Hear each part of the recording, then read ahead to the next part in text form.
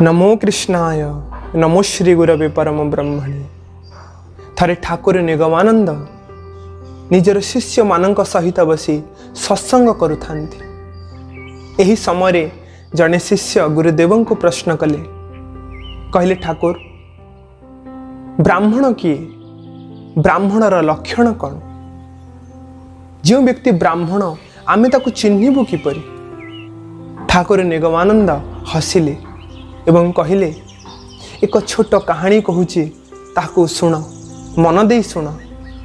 ब्राह्मण किए, ब्राह्मणर लक्षण कौन एवं तुमे मध्य किपरि भावरे ब्राह्मण होई पारिबो ताहा मध्य जानि पारिबो। अति प्राचीन कालर कथा, अष्टावक्र मुनिंकर जीवनर ए सत्य घटना।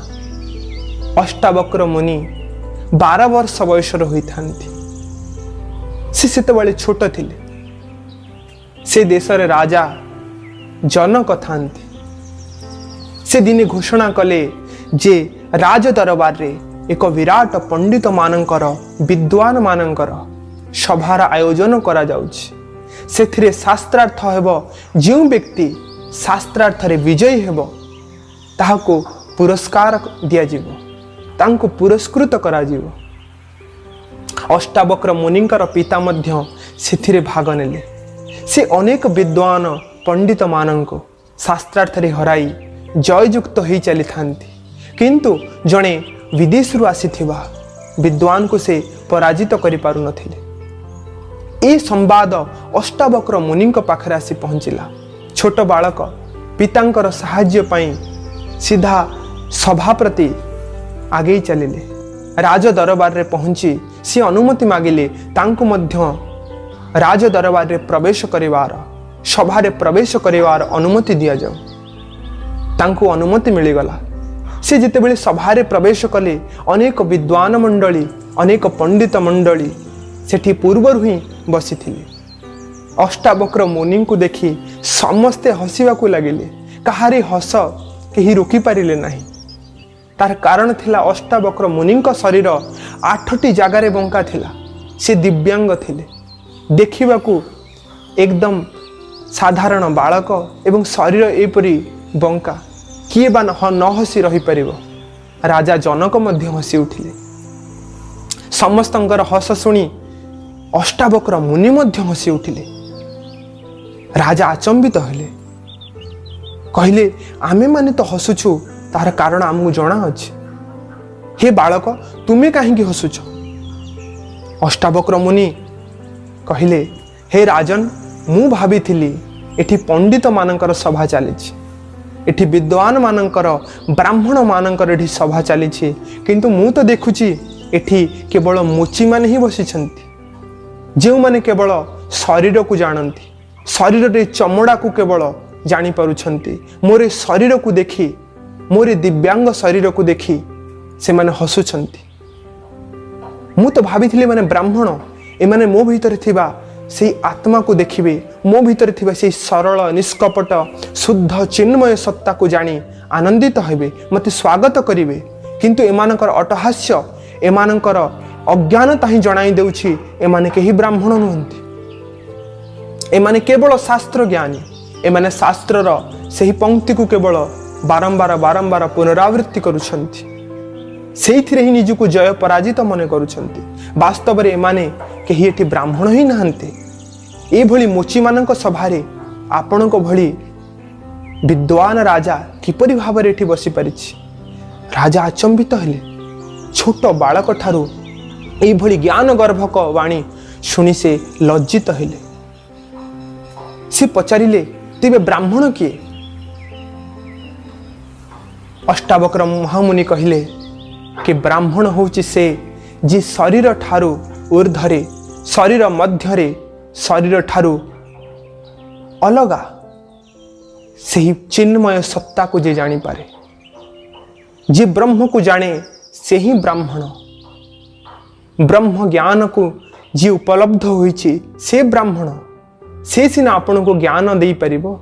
ए भली साधारण शरीर को देखि हसुथिबा, केवल शरीर को ज्ञान करुथिबा शरीर को ही सर्वस्व ज्ञान करुवा व्यक्ति माने आपण को किपरि भाव में ज्ञान दे पारिबे। ठाकुर निगमानंद यह कहिले ब्राह्मण किए एबे जानी पारिल। ब्राह्मण होछि सही व्यक्ति जो व्यक्ति ब्रह्म को जाने, प्रत्येक व्यक्ति भितरे सही परमात्मा सत्ता को जानी पारे, जहां पाखरे शरीरर बाह्य ज्ञान तुच्छ, जहां पाई शरीर एक बाह्य आवरण, से ही सिना ज्ञानी।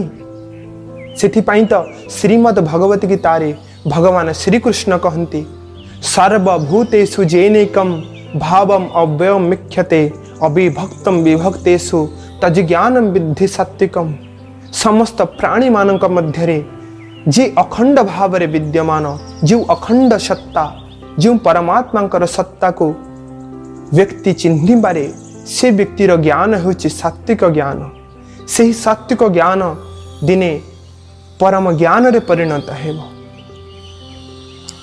काष्ठ पाषाण तरु तृण सकल घटे नारायण। सकल घटरे जे नारायण को से ही परमात्मा को अनुभव करि पारे, से ही ब्राह्मण। नहले समस्त तो केवल शूद्र। जन्मना जायते शूद्र संस्कारात् द्विजमुच्यते वेद व्यासात् भवेत् विप्र ब्रह्म जानाति इति ब्राह्मण। वास्तव रे यह सत्य जे प्रत्येक व्यक्ति से जे कौनसी संप्रदाय हे उठाऊ ना कहीं से शूद्र। शूद्र अर्थात से केवल शरीर को ही जाने, जार ज्ञान एवं परिपक्व ही नहीं।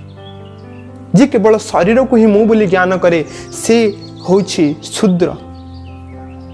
आ जो व्यक्ति संस्कारित, जहाँ भीतर किसी संस्कार र विकास होइछि, से व्यक्ति द्विज होइथाय, तार द्वितीय जन्म होइथाय। एक मातृगर्भरु द्वितीय संस्कार द्वारा तार भीतर एक नूतन जन्म होइथाय, नूतन व्यक्तित्व ता भीतर जन्म नहीं थाए। से व्यक्ति द्विज होइथाय।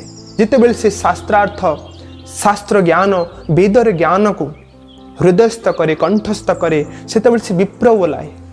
एवं जितेबेले से शास्त्रर समस्त शास्त्रर परम जानिबार वस्तु, समस्त शास्त्रर लक्ष्य, जीवनर परम लक्ष्य परमात्मा को जानी पारे, सेतेबेले से ब्राह्मण हुए। ब्रह्मवित् ब्रह्मैव भवति ब्रह्म जानाति इति ब्राह्मण। जेतेबेले से ब्रह्म को जाने तेबे जाई से ब्राह्मण हुए। अन्यथा केवल शारीरिक ज्ञान शास्त्रीय ज्ञान को नहीं कहीं के ब्राह्मण हुई पारे नाही। तेणु तुमे माने हुच मोर भक्त, तुम मान को ब्रह्मत्व रे प्रतिष्ठित कराइबा मोर लक्ष्य, मो जीवनर परम संकल्प। प्रत्येक गुरुंकर यह संकल्प जे प्रत्येक व्यक्ति को, प्रत्येक व्यक्तित्व को ये साधारण बाह्य ज्ञान रू मुक्त करी परम चेतन ज्ञान रे प्रतिष्ठित कराइबा, ज्ञानर सर्वोच्च सोपान रे पहुंचाइबा। तेबे जाई गुरुंकर सार्थकता, तेबे जाई शिष्यर जीवन धन्य। गुरुंकर एकमात्र लक्ष्य शिष्य को ब्रह्म ज्ञान रे आरूढ़ कराइबा, ब्रह्म ज्ञानी कराइबा।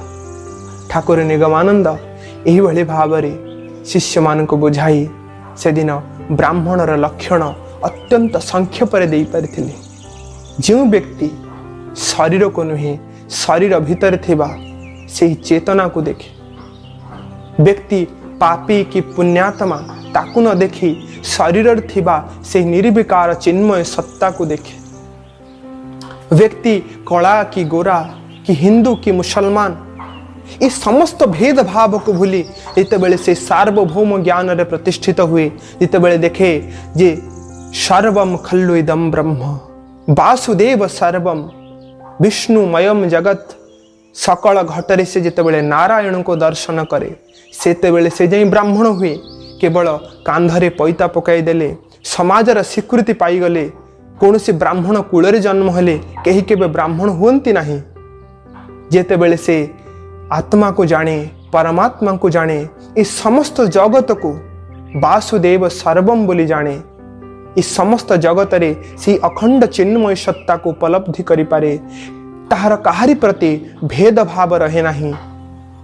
ब्राह्मण, चंडाल, हाथी पशु पक्षी आदि समस्त प्रति से समान ज्ञान करे। समत्वम